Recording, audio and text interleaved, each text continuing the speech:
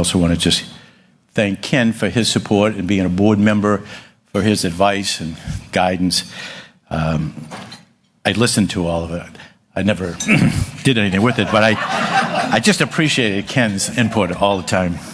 But before I hand it over to Ken to introduce the senator, I just wanted to give you wanted to flag a couple of upcoming events of the New England Council.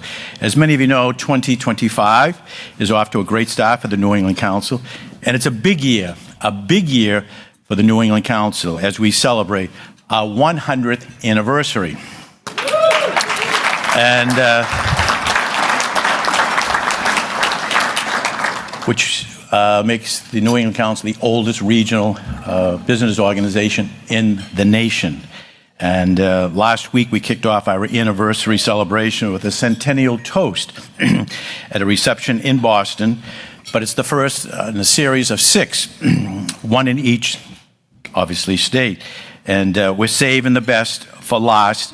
Our Rhode Island Centennial Toast will be held on September 24th in Newport at a little small, powerful higher ed institution there at the Salve Regina, which is led by an extraordinary higher ed leader, Kelly Armstrong. And we have some other great programs in the next couple of weeks, including Capitol Hill breakfast events around New England. We begin next week with events with Congressman Richie Neal, which really is to be in a couple of weeks, former chairman of the House Ways and Means Committee and a great friend of New England Council. The newly elected woman in the 2nd Congressional District in New Hampshire, Maggie Goodlander, will be speaking to the New England Council, and anyone who's going to be in Washington tomorrow, we will have a breakfast for Congressman Jake Auchincloss. And I think we have one more, and that's Representative Lori Trahan, again next week in Washington, D.C. So it's going to be a very, very busy time. But speaking of Washington, D.C., registration is open for our annual Washington Leaders Conference, which will be held on May 14th and 15th. Last couple of years, we've had almost 300 people from all 6 New England states come down for 2 days of meetings and seminars and hearing people from the executive and legislative branch and the media. It's a great opportunity to get an update of what is going on in the nation's capital. But today we're delighted to welcome back Senator Jack Reed for his annual visit to the New England Council. I'm delighted to hand it over to our good friend Ken Robinson, the head of government relations at Citizens Bank, to introduce the senator.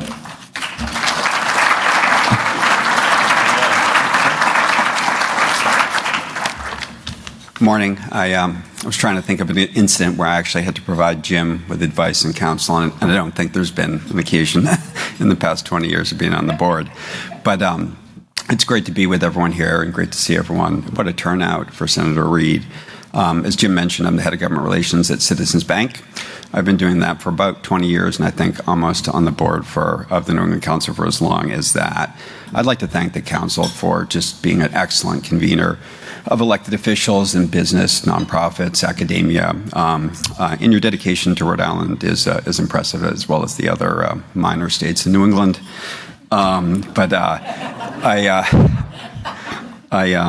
It's always a pleasure to introduce, and also I should thank the staff at the New England Council. They do a great job of putting this on.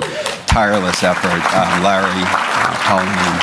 It's great to see Hope here, not staff, but great to see Hope this morning as well. Senator Reed, always a pleasure to have you. You're a welcome voice of civility, decency, thoughtfulness. As you all know, Senator Reed has served the state and the country since serving as an Army Ranger in the state Senate, Rhode Island, member of Congress, I think 4-term senator, and currently the ranking member on the Armed Services Committee, Congressman Cicilline. Anyway, I'll just turn this over to Jim and to Senator Reed to have a fireside chat. Thank you.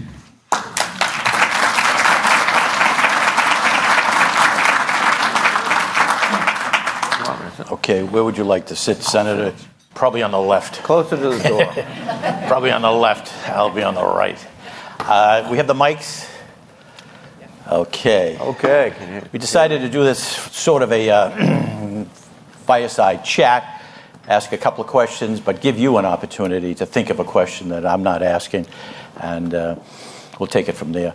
Needless to say, Senator, 10 days ago was a very difficult day for you and your colleagues in the United States Senate in voting for the continuing resolution.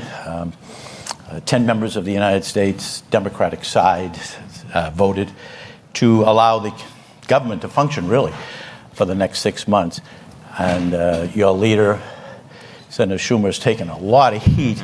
Talk about what went through your mind, as well as your colleagues, going up to the day of the vote and the continuing resolution. Well, we appreciated the fact that this was a very difficult choice. First of all, the resolution itself is unprecedented. We've never had, I think, a year-long CR, at least in my tenure, which is a couple of years. And also, it gives the president more discretion than we typically do in terms of funding.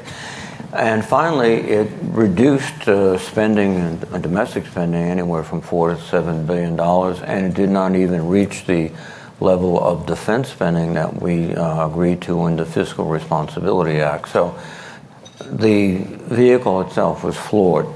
The other side, which was very challenging also, was what would the president do in a shutdown? Technically, under the law, it is the OMB director, Mr. Vogt, who is an author of 2025, who decides who's an essential worker, who's not an essential worker. And I think Chuck was looking at this from the perspective as, how much damage could Trump do under one scheme or the other scheme? I looked at it more in terms of, this is a terrible precedent, a year-long CR. We should have an agreement. We're not funding properly what we should fund. So I voted against it. Chuck and my other colleagues decided that they were more concerned about the unknown, which is what happens when you have a president like Trump and the government's closed down. Most every other president I've worked with, their first goal would be to get the government reopened again. Can't assume that with Donald Trump. So it was difficult. But what I think we have to do now is we have to be much more effective in countering the next tranche of presidential actions. The biggest one coming up is reconciliation. And that's where they simply want to go ahead and pass about $4.7 trillion tax cut. Most of it accrues to the wealthiest Americans. That's the nature of our system, more now than in the past, versus cutting Medicaid and by $880 billion and SNAP programs and other programs. Those would be devastating. So we've got to now draw the line, fight the fight, and stop that. Because, again, I don't think he understands it or really cares about it. But, for example, if Medicaid was cut to that degree, our healthcare system in Rhode Island would be in serious trouble. I'll be diplomatic. Senator Schumer has indicated that several reasons why he voted to support the continuing resolution. And I thought it made sense was that if government came to a halt, federal courts would come to a halt, that they wouldn't be in session, and all of the cases that some of the Democrats have filed against, USAID and, Veterans Affairs, whatever the agency, would come to a halt because the government would come to a halt. Is there any merit to what he said there? Well, and that's one of those issues that has never really been tested because the previous interruptions in the government have been a matter of weeks, and I think the longest one under Trump was 30 days or so. But in that period of time, the courts were able to move assets around, et cetera. The judges would come in. There was no guarantee that anyone would be paid, but they did it. But again, he looked and said, this is going to be unique. First of all, the Trump approach to government is smash it so I can control everything. Mm-hmm. 2, let me do, if this is a 1 month, that's nice, but if this could be the whole year. Right. And at some point, the courts could just simply say, we can't keep the lights on. So again, he was looking ahead at some issues that have never been tested, and I think he's decided I don't want to test them. Do you think Senator Schumer's leadership is in doubt? No, I don't think so, honestly. I think there's a deep appreciation in the caucus that this was a very thoughtful, principled approach on both sides.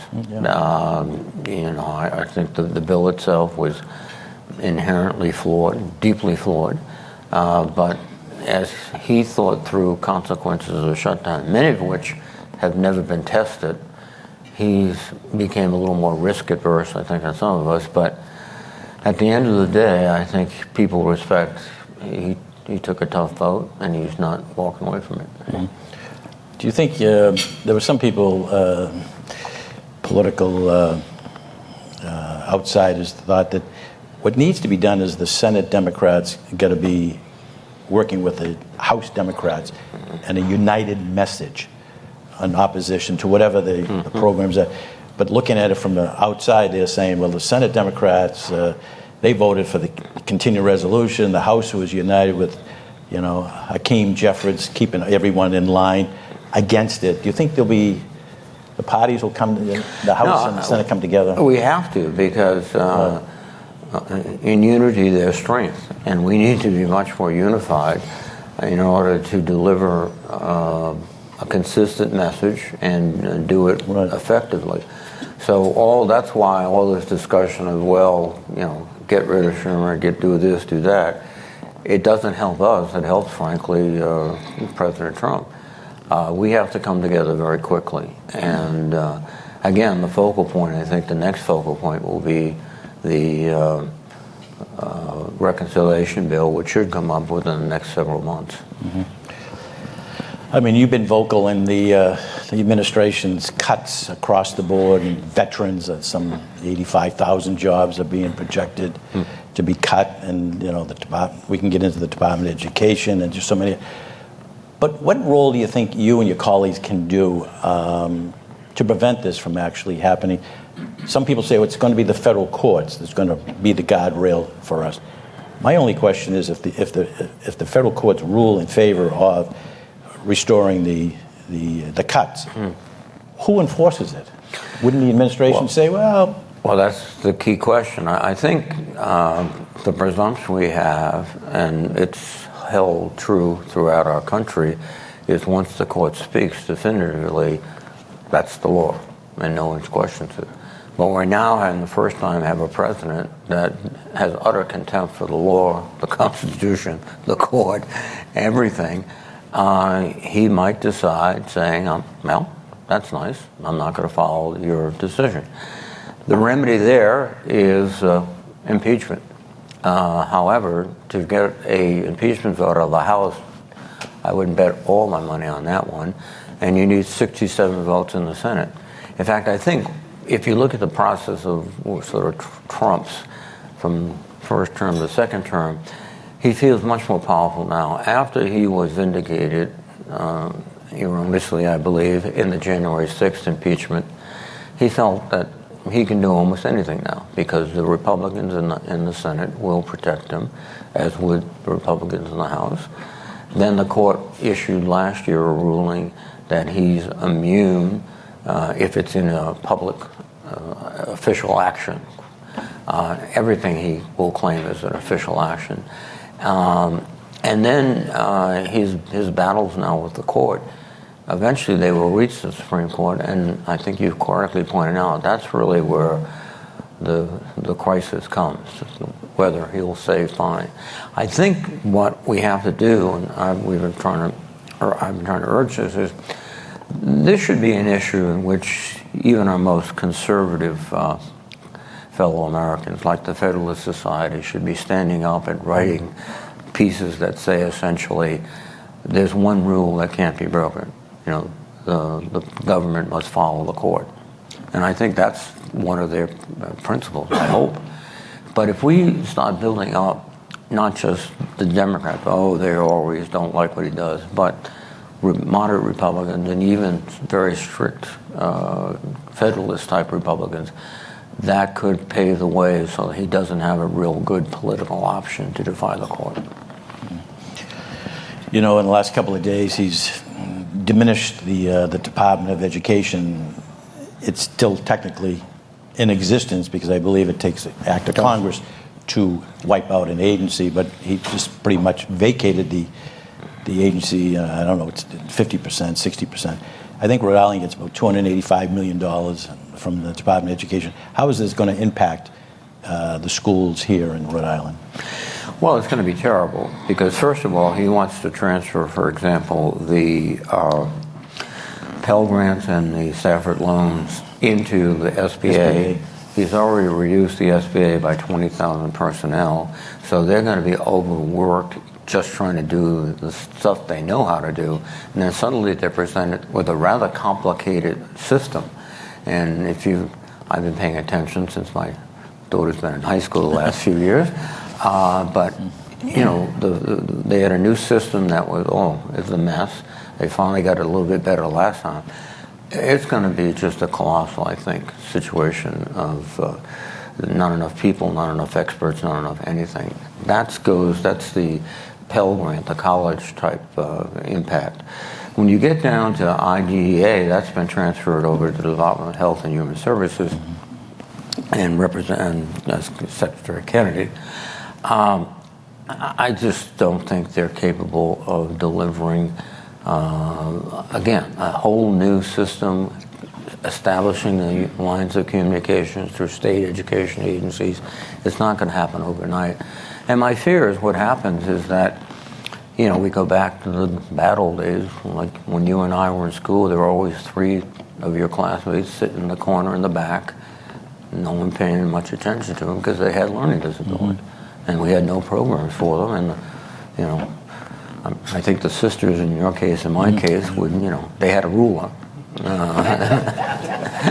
Very, very effective. Big, thick ruler, too. A very thick ruler. Yeah. But, you know, and I think we're going to go back that way. And, of course, the burden on local communities with the foregone funding, with the failure to fund some programs, just, you know, sometimes arbitrarily, the state's going to be in a really difficult position, every state.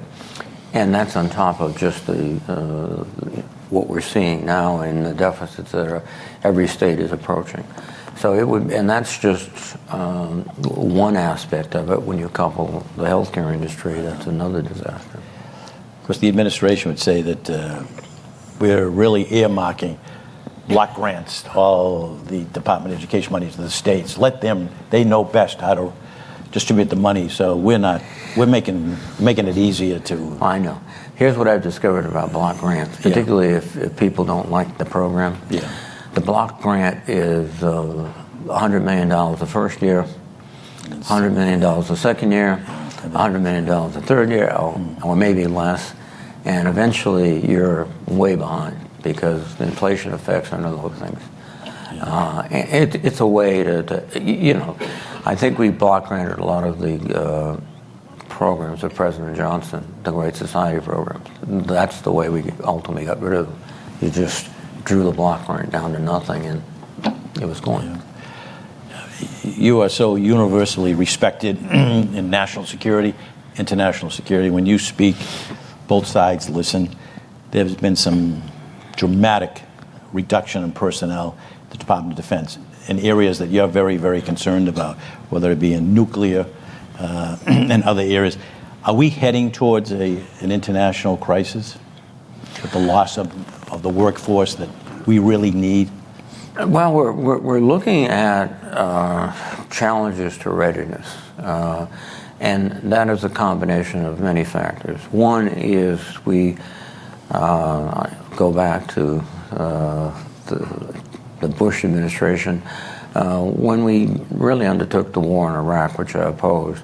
Is we began a 20-year process of counterinsurgency warfare. As a result, we invested in equipment and training and personnel that we don't need now because we've refocused from counterinsurgency to deterrence of major powers like Russia and China. In the interim, in those 20 years, China particularly is building up their system dramatically. For the first time in the history of the world, we now have a tripolar nuclear confrontation. And the Cold War was, quote, relatively simple because it was bipolar, just two enemies. And with game theory and with deterrence, and you didn't have to worry about anybody else except the Soviets. Now we have to worry about what does China do.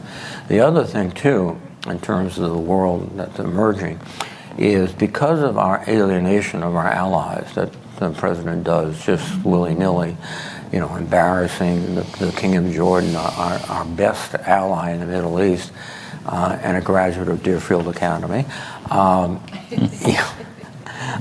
is to, you take them out there and says, okay, you have to take 1 million Palestinians on the West Bank because I'm going to ethnically cleanse the West Bank, which is not only, it's a crime, but I'm going to do it. And the king, we saw him the next day, was just, I can't accept it. My country would collapse.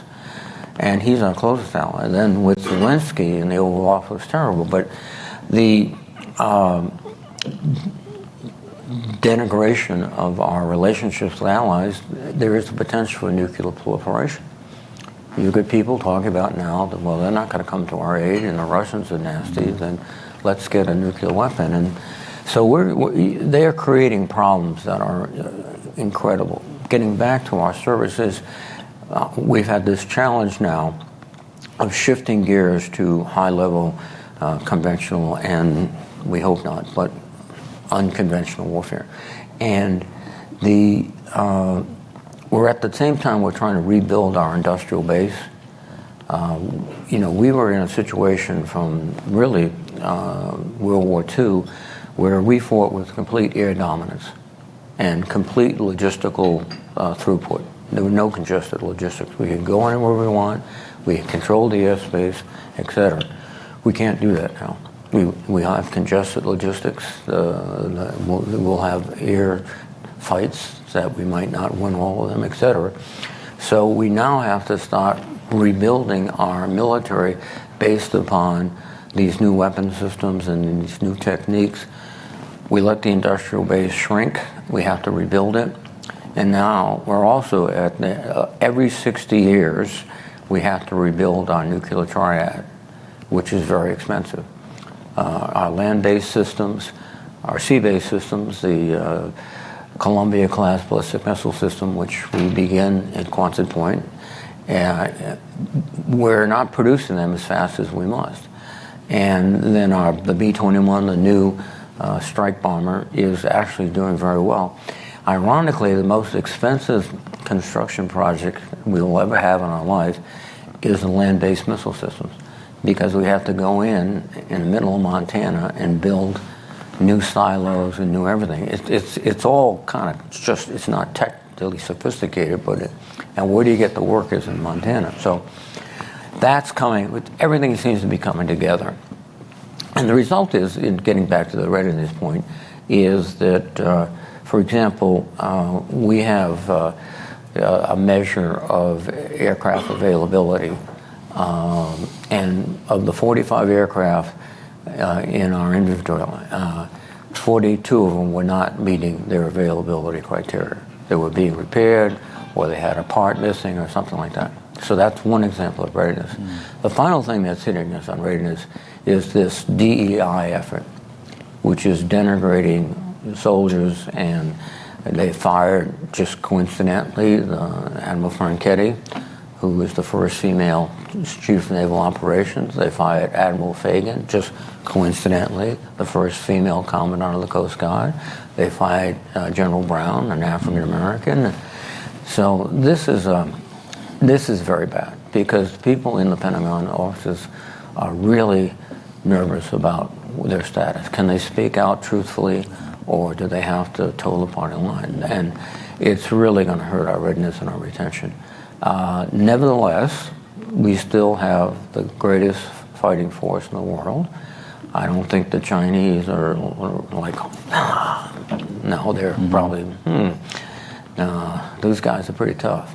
And the same way with the Russians. But still, we're at a very precarious time. And we have to understand that. And you have, you say that we're becoming an isolationist. Meanwhile, China or Russia or North Korea and Iran are all working together.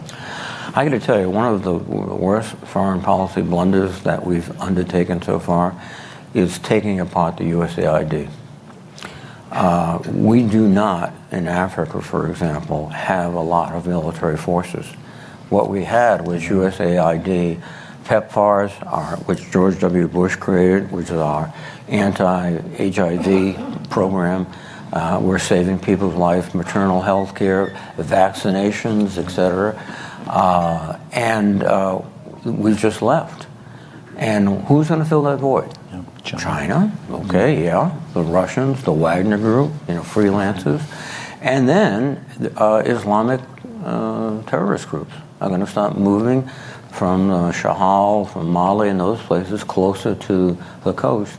One of the big strategic concerns we always have is the Chinese have been trying to get a naval base on the west coast of Africa, because if they could, then their submarines could proceed underwater all the way to the United States, which is not good for us. So all these things are happening, and they're thoughtless, because pound for pound, USAID, punched above its weight in terms of delivering that kind of presence, the good Americans.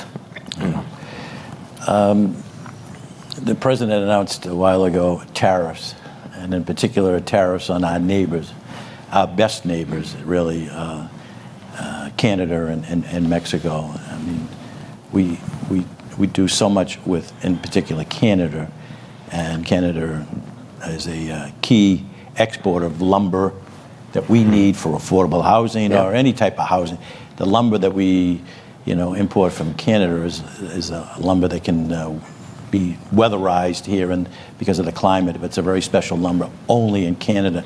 So these tariffs that are coming on steel and aluminum, I mean, what is it doing to the consumers here, businesses that you talk to here in Rhode Island?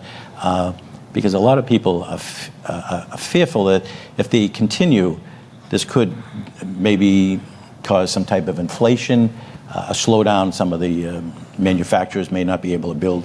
We know of a builder in Massachusetts that said, I'm putting a halt right now because I don't know what the bill is going to be in a month or 2 months. It's going to be additional tariffs being placed on goods. So talk about what tariffs mean to Rhode Island. Well, tariffs are going to hurt our economy tremendously.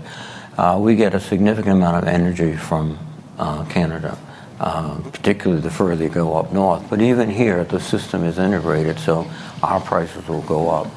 Inflation is going to take off. As you point out, lumber, they estimated $9,000 extra to build a home if these tariffs go in place. And we're at an affordable housing challenge. We've got to lower the cost, not raise the cost, certainly not raise it sort of arbitrarily. And then you have situations where the Canadians will put on retaliatory tariffs. So our tariffs will raise the price. They say, I think the Yale folks have said about $2,600 per family in terms of inflation, all different goods, energy, wood, other things. But if they put on retaliatory tariffs, that raises it even further. So inflation is really going to begin to move up. And also, it's just, to me, just dumb, because we have so much that we can do together. In fact, I talked about our industrial base, our defense industrial base. Canada is the perfect partner. It's reliable, they share our values, etc. So we could work with them closely. We've been working with the Canadians on missile defense, NORAD, since the 1960s or 50s. And they're our partners. They've been great partners. But now we're sort of giving them, the bum's rush. In fact, you probably saw where the new prime minister is going to have snap elections. Right. He wants to elect a parliament simply on the ticket of anything Trump wants, we don't want, and we'll go after him. That's not good. In Mexico, the same situation of, we have to control the border, and this is really, I remember when George W. Bush was president and John McCain, who we worked together very closely, and I must say he always started his phone call to me with, "God damn it, Ray." And that was when he was friendly. That was a social call. But what we've done is that we've had opportunities in the George W. Bush administration to pass really good immigration law, which would deal with border security, deal with a pathway to citizenship, et cetera. And we passed it in the Senate with the leadership, bipartisan leadership, and then the House killed it. Then again, last session, Jim Lankford, who's a very conservative Republican, but a very decent man, and Chris Murphy worked together, and they came up with another really good bipartisan effort, which we could have passed. And Trump gave the order saying, "I don't want it. I don't want it. I want this issue. I want an issue. I don't want a solution." And in fact, his reach to the localities is such as that the Oklahoma Republican Party condemned Lankford for simply working with Democrats. So we could have fixed this problem, and we have to fix the problem. But the way he's going about doing it is going to antagonize the Mexicans significantly. If he puts tariffs on the Mexicans, they will put tariffs on us. And it's a downward spiral. But those tariffs, as of April 2nd, may expand to European nations and, other. Well, part of this world. is the way he approaches things, which is he believes, I think, that if there's chaos and he creates a situation in which he's the only figure that matters in terms of making these decisions, not making decisions, first it gratifies his ego, but second it gives him power in many different dimensions. And, we've been seeing this debate about tariffs, that, I'm going to put them in tomorrow. No, I'm not going to put them there. April. I don't know what eventually he'll do something, but the uncertainty is hurting us already. In the marketplace, the market has come down significantly since he took over. It stabilized last week, but we're very close to a technical market correction. And also, people have not dismissed the idea of a serious recession, given inflation issues and other problems. So the economic policy is crazy. The administration is sending 2 White House personnel to Greenland this week. What do you think is going on there? I think that this is another one of those absurd positions you never thought he'd take, but he had got up in the morning, I think, and Greenland, whatever that is, green, et cetera. And then he said it, and now he's playing with this idea.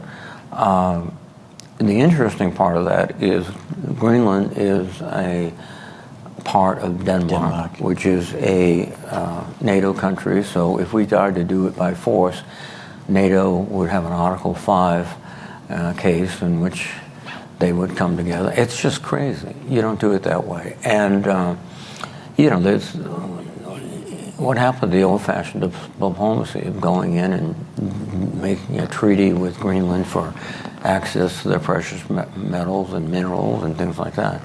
I think this is just something he's kicking around to take attention off the rising inflation and everything else. But don't worry, I'm going to get you Greenland. The NIH is a big issue all over New England, whether it's Massachusetts. They got $3.5 billion, but New Hampshire with Dartmouth, Hitchcock, and it just goes throughout New England with Yale. But here you got Brown University and URI. You combine that, it's a couple of $100 million easy. What do you think the outlook is for NIH funding for Rhode Island and some of these projects here? And it's in the court right now, and there is specific language that we put in the appropriations bills that says you cannot reduce indirect costs. They must be at 55%. So he's patently violating the law. So again, it goes back to, so what? If the court rules against me, I might just say, well, but this is clearly illegal. The effects are devastating because it is multidimensional. First of all, all the plans we've had in Rhode Island and New England to advance ourselves in biomedicine and bioresearch. In fact, we've built the big building downtown, the laboratory for the state, which is also Brown is using as their new laboratory, we hope, for RNA research. That's probably now financially impractical or difficult, let me put it that way. So you're cutting out the whole research, which we've led the world in research. And now we're going to cede that probably to the Chinese. Yeah. So we won't be developing the new products. We won't be developing the products that extend life, help people. The second thing is that we're losing a lot of money out of this deal. For every NIH dollar, it's estimated $2.50 of additional income in the state. Hiring the people to clean the labs, buying the equipment to create the labs, all that stuff. So we get more out of that than we put in. And the other thing, and it might be the most dangerous thing, is we are going to really undermine the development of scientists in this country, because you really can't be get a PhD but then get into the world of sophisticated research unless you've got an NIH grant. In fact, we're getting up to Brown, and basically, you've got these talented young people, but until they get an NIH grant, it's, they're still sort of, on probation. So then they get it, and so you're just going to turn people away from science. And it's a dead end field now for us in the United States, and that is going to hurt us tremendously. And the Chinese, as I said, are really deeply involved in bioresearch, and some of it is somewhat sinister. So we have to have the ability not only to create good things, but create vaccines for bad things. And we're going to diminish our capabilities. And when these, scientists do not get the NIH grant, Canada is saying, come here. Absolutely. We have a slot here for you. England and Paris, all over Europe. China could be saying, come here, we'll give you, the grant, we'll give you the shop, we'll give you the staff. Talk about a drain on our talented people to other parts of the world. No, you're right. Because, frankly, most PhDs are just so involved in their research, and if someone comes up to them and says, oh, listen, you don't have to worry about applying every year for a grant. Here's the money. Here's the laboratory. Just do your thing. Wow. Wow. Yep. Yeah, it's hitting the lottery. One final question is on Ukraine. Obviously, that has not been working out the way the administration thought. They could do it in a day or 2 days. It's been difficult. Ukraine now says, I agree with the 30-day ceasefire. Russia says, I don't agree with that, but I'll prohibit any bombings on infrastructure or energy, but that's it. And then you see the continuing drones being just destroying so parts of Ukraine. How do you think this thing is going to play out?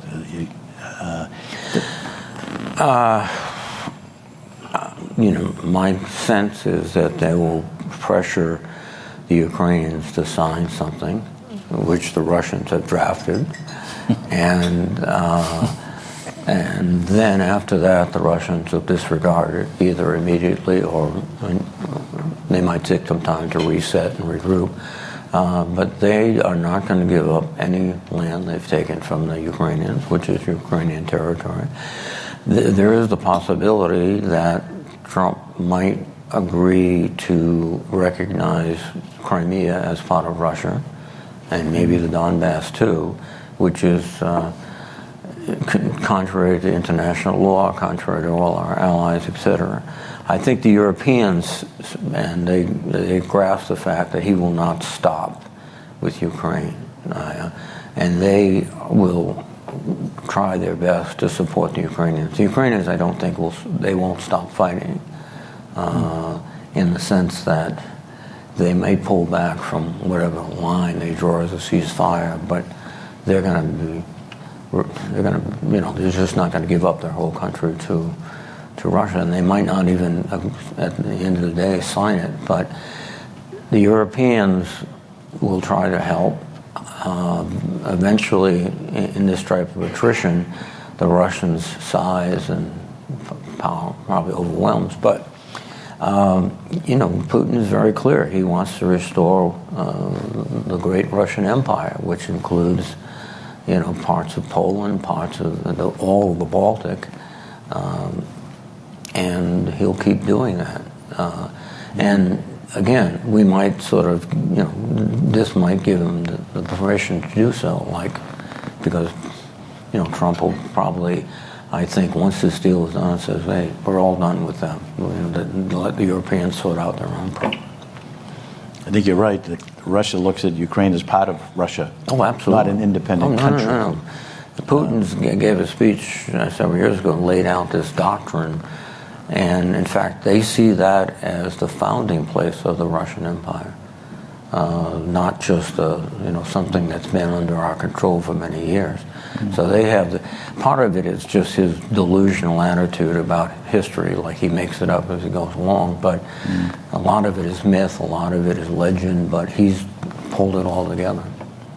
Would you be surprised to wake up in 2 or 3 years and hear the administration withdrawing from NATO? And the reason would be they didn't spend enough on GDP, on military, whatever. Yeah, it would not surprise me.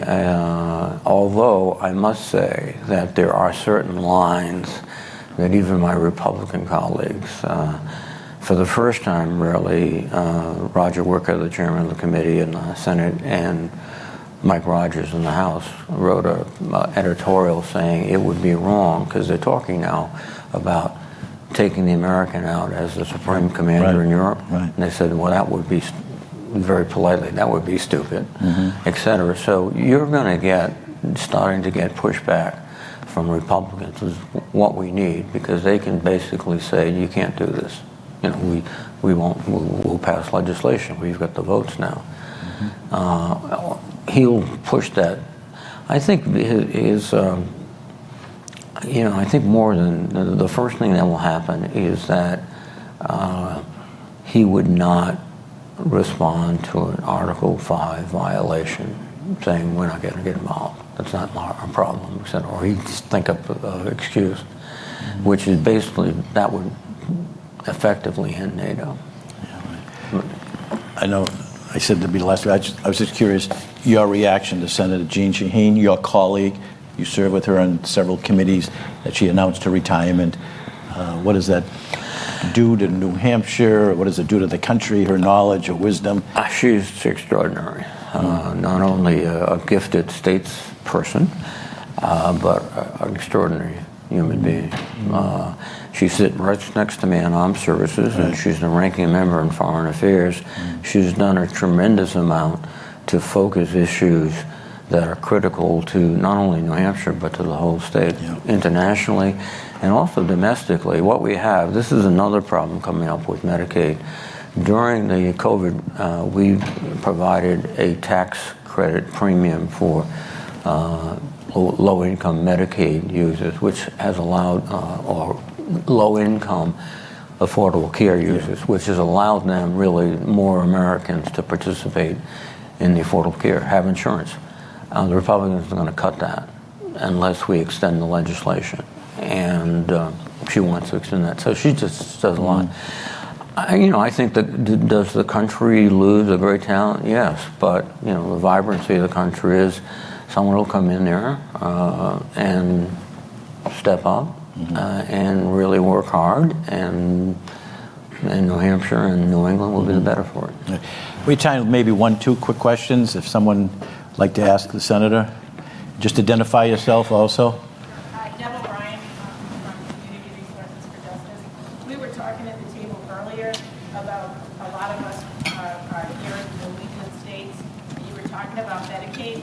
Who are your Republican colleagues that we should be talking to push what is important to us for Medicaid? Well, I think in the Senate side, we've got a lot of sympathy from Senator Collins of Maine, who's the chairperson of the Appropriations Committee. We have others that, I think might come forward, but this is really going to be a situation of intramural issue with the Republicans. And, I would just, there are some thoughtful folks like Mike Rounds and others from the COTUS who you can reach out to. I don't have a list handy to give you, but if you call the office, we can come up with a list. But I think the other factor, too, is if you have friends and colleagues, organizationally, otherwise, out in these red states, get on the phone. Tell them, go, please, call your congressman or senator and tell them this is going to destroy the state. Not forget Rhode Island and New Hampshire. This is going to really wreak havoc on the Dakotas. I think they know that. But they're in this awful bind that Trump only cares about the tax cut. He'll do anything to get that tax cut. Because, for one thing, he'll do very well under the tax cut. But that's it. And just the mathematics, if we want to go ahead and have a bill that is deficit neutral, quote unquote, they've got to find money, and that's why they're looking at Medicaid, among other things. And then there's some folks that have philosophical differences with all social programs. Of course, they're usually rather well-to-do, but that's okay. And many times the irony is they got through school on Pell Grants, and now suddenly they're, this has to be a free market economy. That's nice. I would think on like NIH funding, you did reaching out to people like Senator Tillis, North Carolina, who gets an awful lot of NIH funding, Senator Britt, Alabama, who gets an awful lot of, those are red states, and yet they're going to be impacted heavily. They are, and Senator Britt is already quietly moving around, and it's probably because of the fact that I represented her for 2 years when she lived in Cumberland. So she saw that. She's listening. You probably don't know that her husband played for the New England Patriots. So I first met him. And hi. She's a very decent person, a very good senator. Yes, and also, the University of Texas. Every major state has a significant healthcare university center, and they're banging on the doors. But still, they haven't balked yet. One final question for the senator.